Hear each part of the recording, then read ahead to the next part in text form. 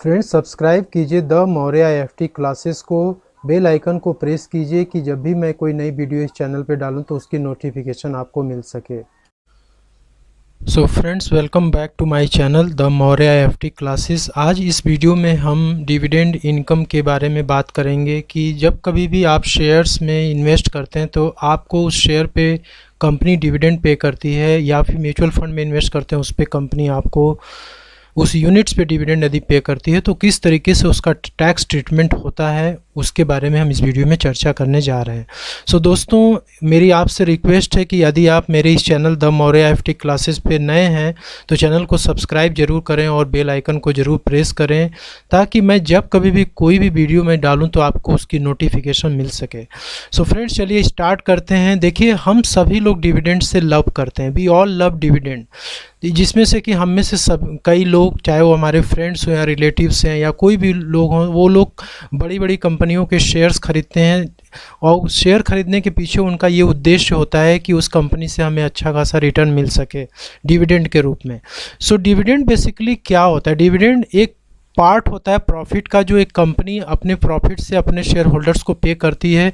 Basically जो profits company generate करती है वो शेयर होल्डर्स का ही होता है। शेयर होल्डर्स जो होते हैं वो कंपनी के ओनर्स होते हैं, तो उसमें से कुछ पार्ट कंपनी डिविडेंड के रूप में पे करती है, बाकी प्रॉफिट वो रिटेन करके रखती है ताकि कंपनी अपने लॉन्ग टर्म प्रोजेक्ट्स में उस प्रॉफिट को इस्तेमाल करके और अच्छा प्रॉफिट जनरेट कर सके।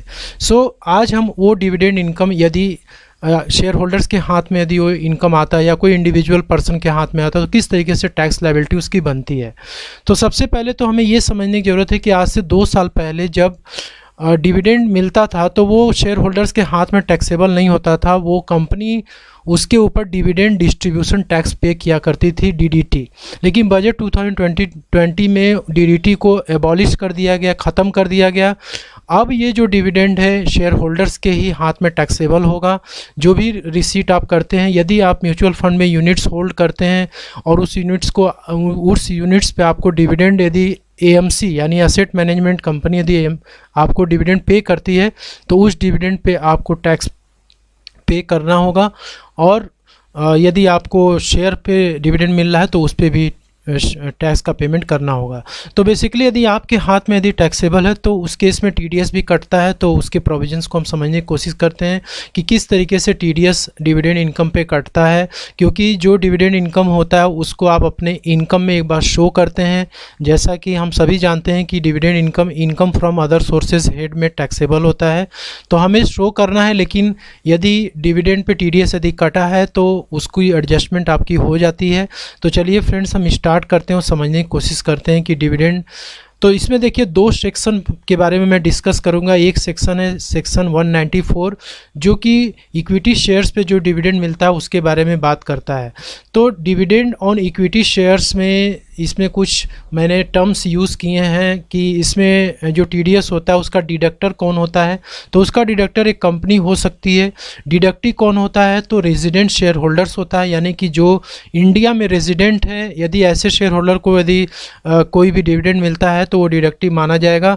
लेकिन यदि कोई नॉन रेजिडेंट इंडिविजुअल है, यदि उसको कोई कंपनी इंडिया की यदि डिविडेंड पे कर रही है तो उसका जो टैक्सेशन होता है टीडीएस वगैरह वो अंडर सेक्शन 195 में काटा जाता है।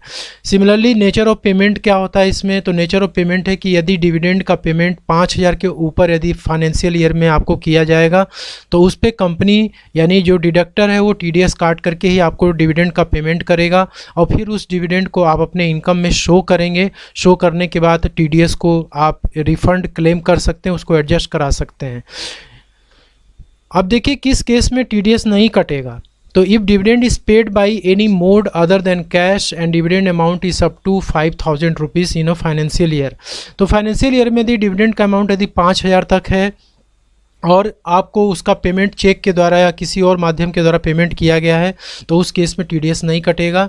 अब सेक्शन 194 किसके ऊपर एप्लीकेबल नहीं है? तो इसमें यदि डिविडेंड एलआईसी को पे किया जाता है या general insurance corporation of India को पे किया जाता है, बिजनेस ट्रस्ट को किया जाता है, तो इस केस में डिविडेंड पे जो भी इनको पेमेंट किया जाएगा उस पर टीडीएस नहीं कटेगा। अच्छा, टाइम ऑफ पेमेंट क्या होता है इसमें? तो टाइम ऑफ पेमेंट डिविडेंड का होता है कि at the time of credit to the payee account, यानी कि जो डिडक्टी है यदि उसके अकाउंट में कोई भी क्रेडिट किया गया है डिविडेंड तो और eight the time of payment which ever is earlier, यानी पेमेंट करते समय या फिर जो पेई के अकाउंट में क्रेडिट करते समय जो भी पहले डेट होगा उस डेट पे ही टीडीएस कंपनी काट लेगी और बाकी आपको पेमेंट करेगी। रेट क्या होता है इसमें, तो यदि आपने पैन नंबर अपना कंपनी को दिया हुआ है, आपका पैन नंबर अटैच है कंपनी के अकाउंट के साथ, तो उस केस में 10% का टीडीएस काटेगी। लेकिन यदि पैन नंबर नहीं अटैच है तो उस केस में 20% काटेगी। टीडीएस सर्टिफिकेट, जो डिडक्टर है वो जब टीडीएस डिविडेंड पे काटेगा तो आपको एक सर्टिफिकेट इशू करेगा फॉर्म नंबर 16A में। उसमें सारी डिटेल्स आपकी मेंशन होगी ताकि आप जो है उस फॉर्म 16A में जो भी टीडीएस के अमाउंट्स हैं उसको आप अपने आईटीआर फाइल करते समय उसकी क्रेडिट आप क्लेम कर सकें। इसलिए टीडीएस सर्टिफिकेट ज़रूर अपने एम्प्लॉयर से आप मांगें, कंपनी से मांगें।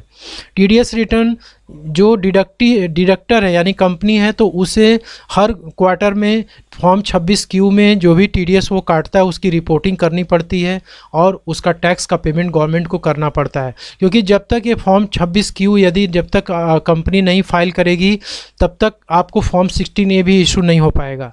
तो इसलिए फॉर्म 26Q के बाद ही फॉर्म 16A इशू होता है और उसके बाद फॉर्म 26AS में सारी डिटेल अपडेट हो जाया करती हैं।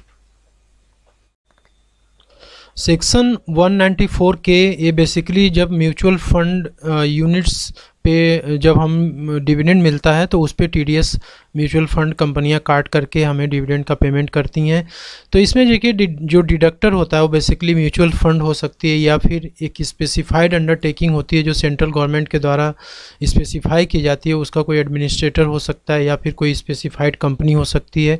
तो ये लोग क्या करते हैं कि ये डिडक्टर होते हैं, ये लोग जो भी डिविडेंड पे करेंगे उस पर टीडीएस काटेंगे। डिडक्टी जैसा कि मैंने बताया इसमें रेजिडेंट शेयर होल्डर होता है, इसमें रेजिडेंट इन्वेस्टर होता है म्यूचुअल फंड का। तो म्यूचुअल फंड का रेजिडेंट इन्वेस्टर डिडक्टी हो सकता है। नेचर ऑफ पेमेंट में यदि कोई भी इक्विटी म्यूचुअल फंड की यूनिट्स पे यदि डिविडेंड 5000 के ऊपर यदि किसी फाइनेंशियल ईयर में पेमेंट किया जाता है तो उस केस में जो भी म्यूचुअल फंड कंपनियां होती हैं वो टीडीएस काट करके ही आपको पेमेंट करेंगी। इसके बाद टीडीएस किस केस में नहीं काटा जाएगा सेक्शन 194 में, तो यदि डिविडेंड का अमाउंट यदि साल भर में 5000 तक है या फिर ठीक है तो उस पर टीडीएस नहीं कटेगा। और यदि आपने म्यूचुअल फंड को सेल आउट कर दिया यूनिट्स को और आपको सेल करने के बाद उस यूनिट्स पे आपको कैपिटल गेन हो रहा है तो कैपिटल गेन पे भी टीडीएस एक कंपनी नहीं काटेगी। तो म्यूचुअल फंड कंपनियां उस पे कैपिटल गेन पे टीडीएस नहीं काटती हैं। अब टाइम ऑफ पेमेंट क्या होता है, तो at the time of credit to the payee account, यानी पेई के अकाउंट को क्रेडिट करते समय या फिर पेमेंट करते समय जो भी दोनों में से सबसे कम डेट होगा उस डेट पे टीडीएस काट करके ही आगे पेमेंट आपको किया जाएगा। इसके बाद रेट क्या होता है, तो रेट होता है कि यदि पैन नंबर आपका म्यूचुअल फंड कंपनी के साथ में अटैच है तो 10% का टीडीएस कटेगा। यदि पैन नंबर नहीं है तो 20% का टीडीएस कटेगा। टीडीएस सर्टिफिकेट अगेन जैसे इसमें आपको सर्टिफिकेट इशू किया जाता है वैसे ही फॉर्म 16A जब म्यूचुअल फंड कंपनियां टीडीएस काटती हैं तो फॉर्म 16A इशू करती हैं ताकि आपको आईटीआर फाइल करते समय उसका क्लेम मिल सके।